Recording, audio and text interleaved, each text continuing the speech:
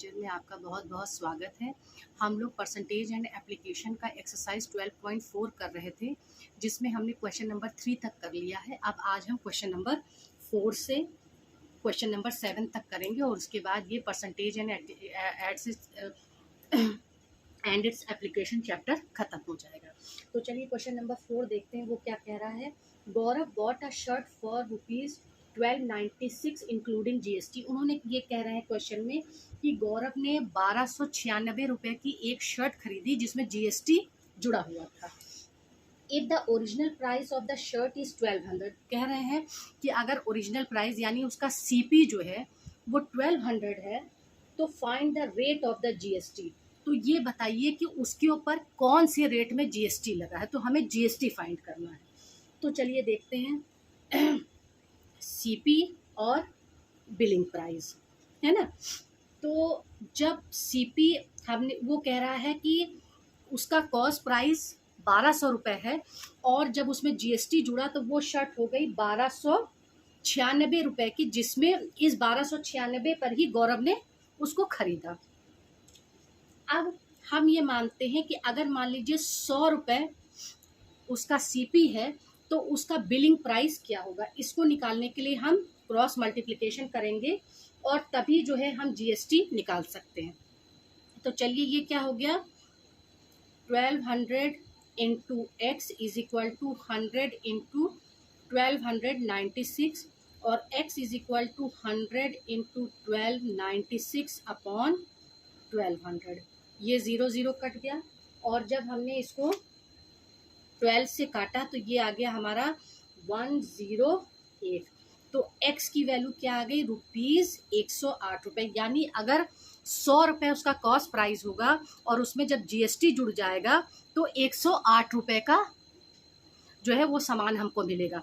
108 रुपये मतलब 100 रुपये में 8 रुपये और जुड़े, इसका मतलब इसका GST क्या हुआ, 8%। यही तो पूछ रहा है कि GST का परसेंट बताइए, और साफ दिख रहा है कि अगर 100 रुपये की चीज़ 108 रुपये में मिली तो इसका मतलब 8% उसके ऊपर GST लगा। तो इसलिए GST is equal to 108 minus 100 is equal to 8%। अब क्वेश्चन नंबर 5 देखते हैं।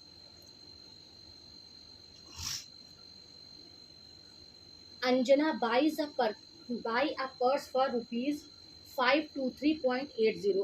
अंजना ने इंक्लूडिंग 8% GST, अंजना ने एक पर्स खरीदा जो 523.80 का था जिसमें 8% GST जुड़ा हुआ है। Find the new selling price of the purse. अब पर्स का नया सेलिंग प्राइस बताना है। इफ GST इंक्रीज टू 10%, अगर GST बढ़ा के 10% किया जाए, 8 से 10 कर दिया जाए तो उसका हमें सेलिंग प्राइस बताना है। तो चलिए इसके लिए भी हम क्या करते हैं, कॉस्ट प्राइस और बिलिंग प्राइस या सेलिंग प्राइस एक ही चीज़ हुई। हमने कहा, उन्होंने कहा, वो कह रहा है कि 8% GST जुड़ा हुआ है, तो हमने माना कि अगर कॉस्ट प्राइस 100 रुपये है तो वही सामान हमको कितने का पड़ेगा, बिल हमको कितने का मिलेगा, 108 रुपये का।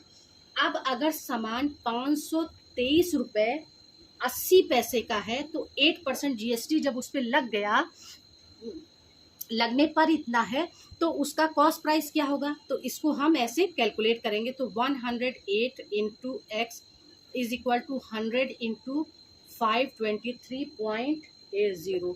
तो x is equal to 100 into 523.80 upon 108। अब हम क्या करेंगे, इसको पहले 9 से काटेंगे तो ये हम यहाँ से हम पहले डेसिमल हटाएंगे, 2 जीरो बढ़ाएंगे और ये 0 कट गया तो 100 खत्म हो गया। 9 से काटेंगे तो ये हो गया 12 और ये हो गया हमारा 5820। और फिर हम इसको डायरेक्ट 12 से काटेंगे तो ये आ गया हमारा 485। तो x इज इक्वल टू ₹485। तो हमें ये पता चल गया कि जो 523.80 का पर्स था और इसमें GST मिला हुआ था तो एक्चुअल उसका कॉस्ट प्राइस क्या था, 485 रुपये। 485 रुपये पे 8% GST लग गया तो पर्स मिला हमको 523.80 का। अब कह रहे हैं कि अगर जीएसटी को 10% कर दिया जाए, तो हमें कॉस्ट प्राइस पता है, तो हम इसको 10% जीएसटी पे कैलकुलेट करेंगे। तो हम क्या करेंगे कि हम फिर से सेलिंग प्राइस और बिलिंग प्राइस लेंगे। हमने ये माना कि जब 100 रुपये का सामान है और अब जीएसटी कितना हो गया 10%, तो बिलिंग प्राइस क्या हो जाएगा 110।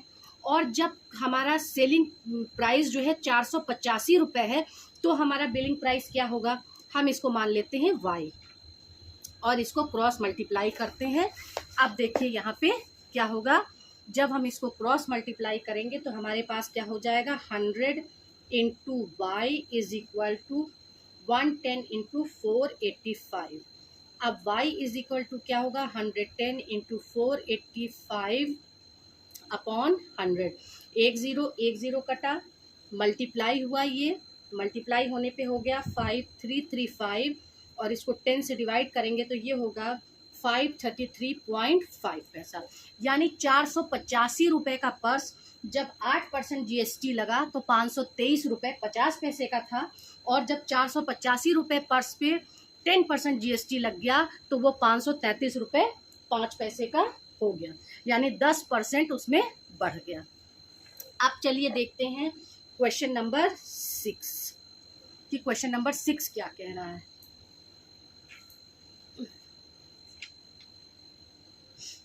A wall hanging is marked for ₹4,800। एक वॉल हैंगिंग को देखा गया तो उसके ऊपर लिखा था 4,800 रुपये। The shopkeeper offers 10% discount on it.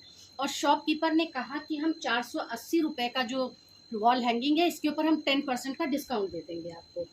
If GST is received 8% from the customer. अगर उस शॉपकीपर ने कस्टमर से 8% जीएसटी ले लिया, find the amount paid by the consumer to purchase the wall hanging. तो अब बताइए कि वो कस्टमर ने कितना पैसा दिया उस वॉल हैंगिंग को खरीदने के लिए। तो हमें ये पता है कि उसका कॉस्ट प्राइस क्या है 4,800 रुपये, और डिस्काउंट उसके ऊपर 4,800 रुपये पे कस्टमर ने, अरे दुकानदार ने डिस्काउंट कितना ऑफर किया, इसके ऊपर कहा कि हम 10% का डिस्काउंट दे देंगे, तो 10/100। अब यहाँ से ये दोनों जीरो कट गए, तो इसका मतलब क्या हुआ कि 4,080 रुपये की अगर सीनरी कोई खरीदता है तो दुकानदार उसको 480 रुपये डिस्काउंट दे रहा है। अब तो सेलिंग प्राइस हमारा क्या हो जाएगा, 4,800 में से 480 हम घटा देंगे तो हमें पता चला 4,320 रुपये, यानी 4,800 रुपये का सामान 10% का जब डिस्काउंट कर दिया तो 4,320 रुपये का हो गया। अब वो कह रहा है कि अगर इसके ऊपर वो 8% जीएसटी लेता है तब क्या होगा। तो चलिए इसको देखते हैं। सीपी और ये बिलिंग प्राइस, हम कह रहे हैं कि अगर 100 रुपये का सामान है और 8% जीएसटी लगेगा तो वो 108 रुपये हो गया।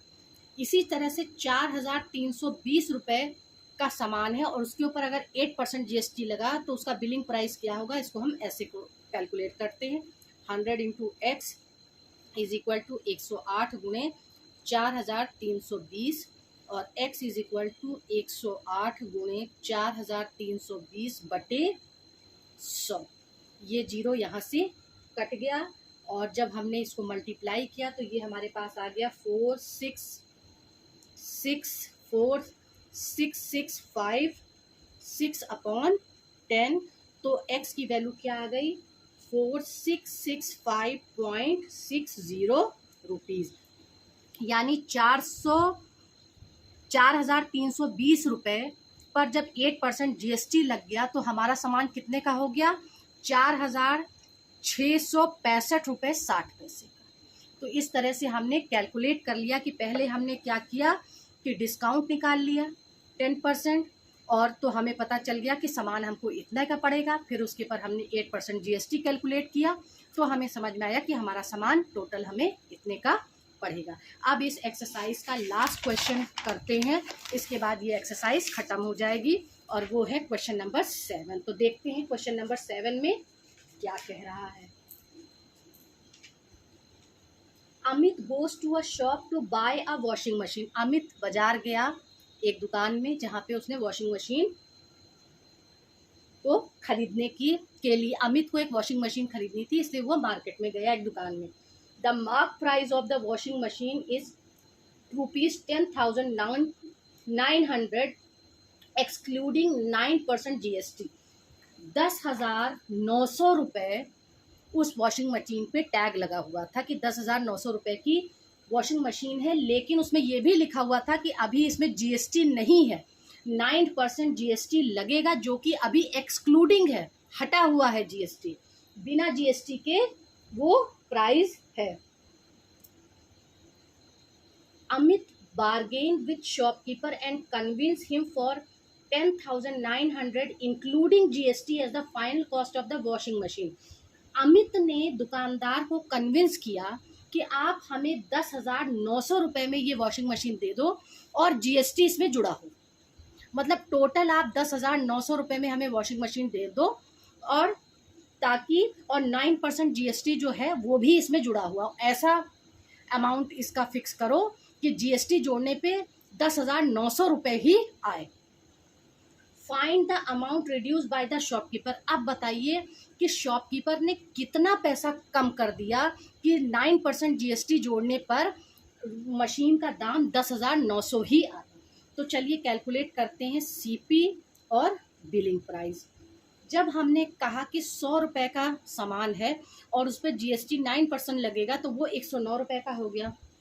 अब जब 10,900 रुपये का 900 रुपये बिलिंग प्राइस होगी तो CP क्या होना चाहिए, मतलब 10,900 रुपये बिलिंग प्राइस, मतलब 9% GST जुड़ के 10,900 जब हुआ है तो CP क्या होगा उसका, ताकि कितना CP होगा कि उसमें 9% GST जुड़ा तो 10,900 हो गया, क्योंकि अमित कह रहा है कि 10,900 में ही तुम हमें वॉशिंग मशीन दो, और वॉशिंग मशीन पे 10,900 लिखा था एक्सक्लूडिंग 9% GST।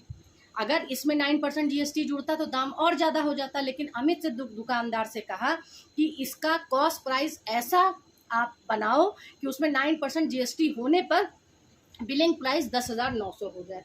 तो चलिए देखते हैं, क्रॉस मल्टीप्लाई करते हैं। 109 गुणे x इज इक्वल टू 10,900 गुणे 100, तो x is equal to 10900 into 100 upon 109।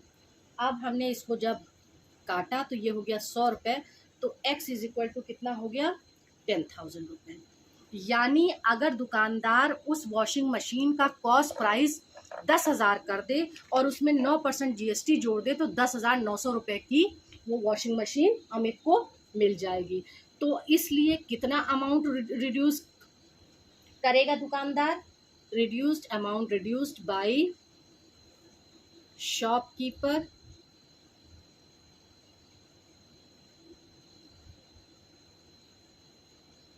Is equal to क्या होगा, ₹10,900 में से अगर हम 10,000 माइनस कर दें तो कितना हो गया हमारे पास 900 रुपये। यानी अगर 900 रुपये दुकानदार यहाँ से कम कर दे और 10,000 उसका कॉस्ट प्राइस कर दे वॉशिंग मशीन का, और उस पर तब 9% GST लगा दे तो 10,900 की अमित को वॉशिंग मशीन पड़ जाएगी। मैं आशा करती हूँ कि परसेंटेज एंड इट्स एप्लीकेशन आपको समझ में आया होगा। अगर आपको कहीं ना समझ में आए तो आप मुझे मैसेज कर सकते हैं। Thank you. Please like, share and subscribe.